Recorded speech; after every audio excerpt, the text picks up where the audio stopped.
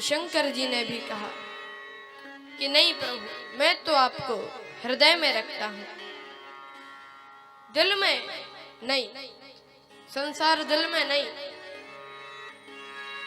सिर में। और अब भगवान श्री राम ने कहा कि लेकिन आप आज्ञा मानिए। और शंकर जी ने कहा अवश्य। भगवान श्री राम तो चले गए और शंकर जी ने सप्त ऋषियों को परीक्षा के लिए भेजा। तो एक ने कहा, एक व्यक्ति शंकर जी से बोला कि ये परीक्षा काहे? ये तो भगवान श्री राम ही कह गए हैं, तो परीक्षा क्यों? तो शंकर जी ने कहा क्योंकि सती थी ये पूर्व जन्म में, ये पार्वती इनका नाम सती था, ये सती थी। तो इन्होंने मेरे भगवान को बिना परीक्षा के स्वीकार नहीं किया। तो जो मेरे भगवान को बिना परीक्षा के स्वीकार नहीं करता, हम भी उसे बिना परीक्षा के स्वीकार नहीं करते। ऐसे कहा कि हम भी नहीं कर सकते परीक्षा, जाओ।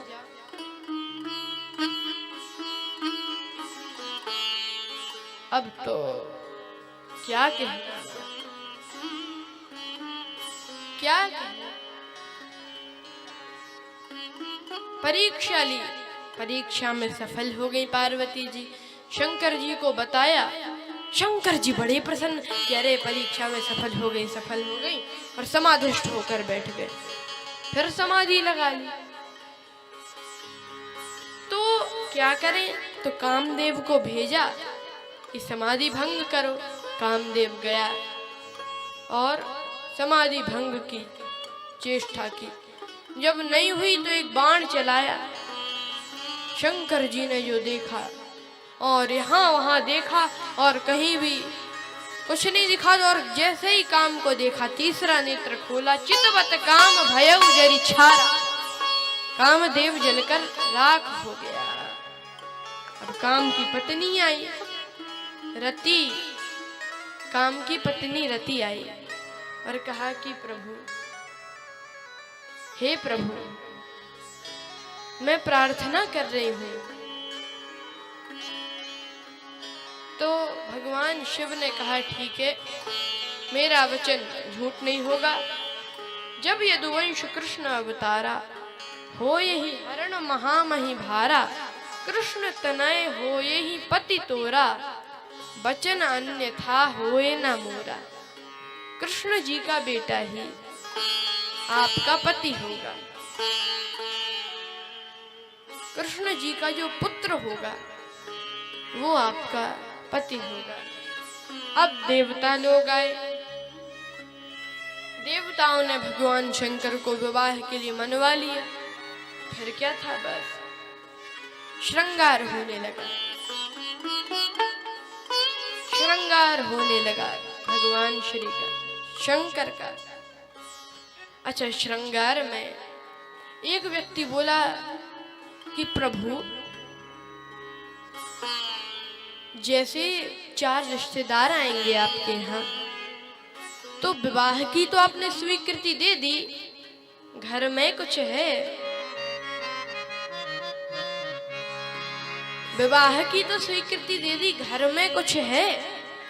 शंकर जी बोले कुछ नहीं है, और आपको चिंता भी नहीं है।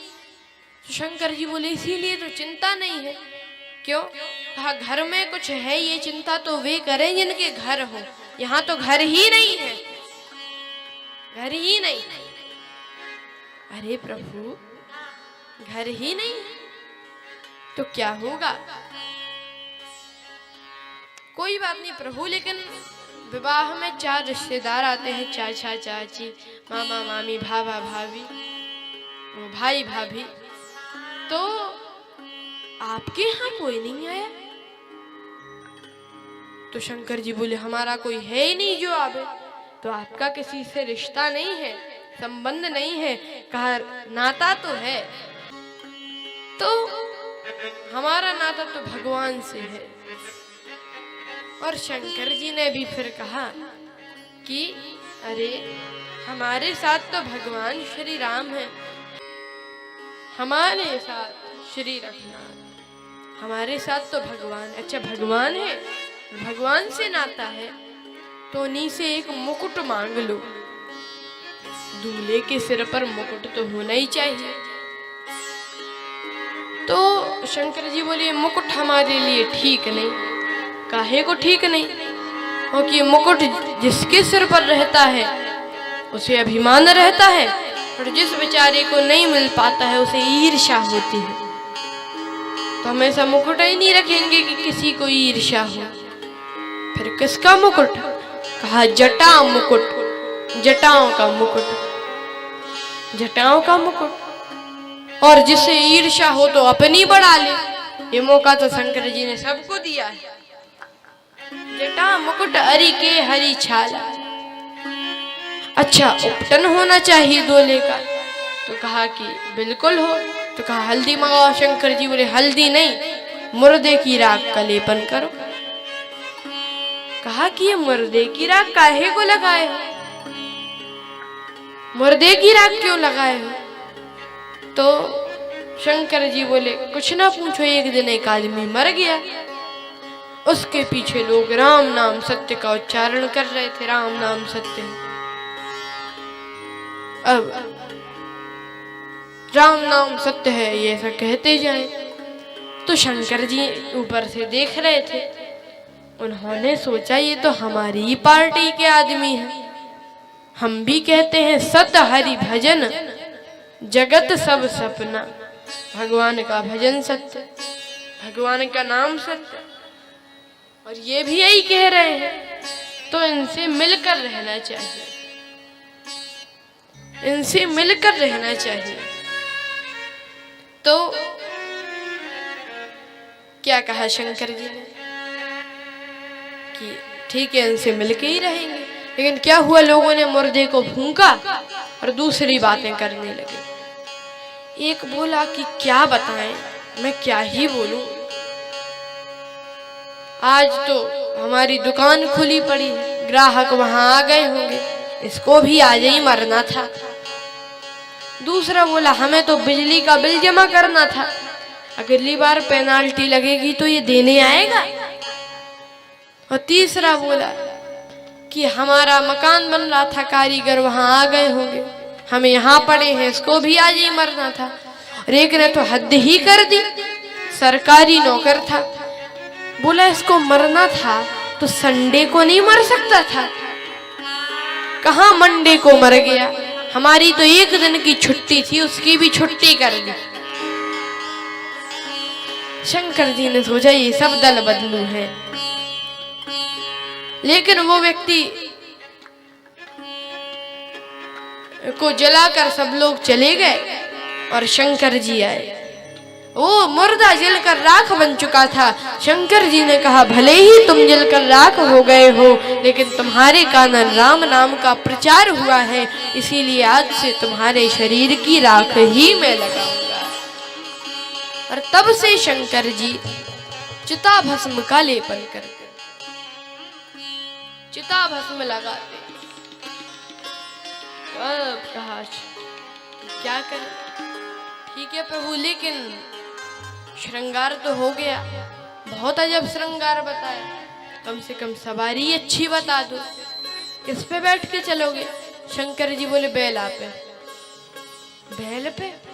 अरे प्रभु जी, जिसके पास साइकिल होती है वो भी 2 दिन के लिए किसी की कार मांग लेते हैं, और आप बैल पे ही बैठ के चलोगे? शंकर जी बोले जो मांग कर बर बनते हैं वो 2 दिन बाद बराबर हो जाते हैं, और फिर हमें तो बराबर बर रहना ही। और फिर नंदी भी क्या सोचेगा, वाह भोले बाबा, रोज के लिए हम थे आज हम ही बदल दिए गए, क्या सोचेगा नंदी। अच्छा शंकर जी बैठे बैल पे, तो एक संत कहते उल्टे बैठे बैल पे, ऐसे बैल का मुंह साइड, तो उसी साइड मुंह ने पीछे मुंह कर लिया, उल्टे बैठे, पीठ कर ली बैल के मुंह की तरफ, तो उल्टे बैठे। अब तो उल्टे काहे को बैठे? तभी तो कहा पर बोराह बसे असवारा, उल्टे बैठे काहे को, क्योंकि पीछे से भगवान आ रहे हैं और शंकर जी आगे चल रहे हैं, तो भगवान का दर्शन तो होता जाए, कम से कम भगवान का दर्शन तो होता जाए। और कितना सुंदर अर्थ है ये। श्रीमद् भागवत के महात्म प्रकरण के अनुसार ये वृषभ धर्म का प्रतीक है, धर्म। और शंकर जी धर्म पर आरूढ़ हुए, और विवाह है संसार से संबंध जोड़ना। इसका अर्थ है जब कोई धर्म पर आरूढ़ होकर चलता है और दृष्टि में भगवान को रखता है तो उसका विवाह सफल हो जाता है। आहा, शंकर जी तो क्या कहने, बैल पे बैठ के उल्टे बैठ के आगे बढ़ने लगे, लेकिन ऐसे